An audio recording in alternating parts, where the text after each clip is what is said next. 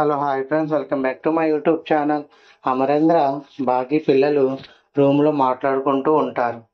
అదే సమయంలో అక్కడికి వచ్చిన మనోహరి ఇదే సమయం అమరేంద్ర లోపల పిల్లలతో మాట్లాడుతున్నాడు.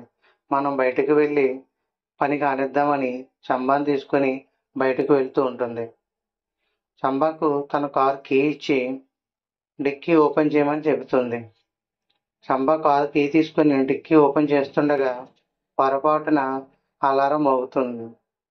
లోపల ఉన్న అమరేంద్ర అలారం విని బయటికి వచ్చి ఏమైంది మనోహరి అని అడగడంతో మనోహరి టెన్షన్ పడుతూ ఏం లేదు, డిక్కీలో వస్తువులు ఉన్నాయని ఓపెన్ చేయమని చంబాకు చెప్పానని చెప్తుంది.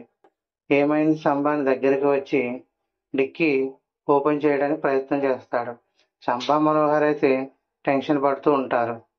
లోపల ఉన్నది రణవీర్. అమరేంద్ర డిక్కీ ఓపెన్ చేస్తాడో లేదా, రణవీర్ని పట్టుకుంటాడో లేదో నెక్స్ట్ రివ్యూలో తెలుసుకుందాం.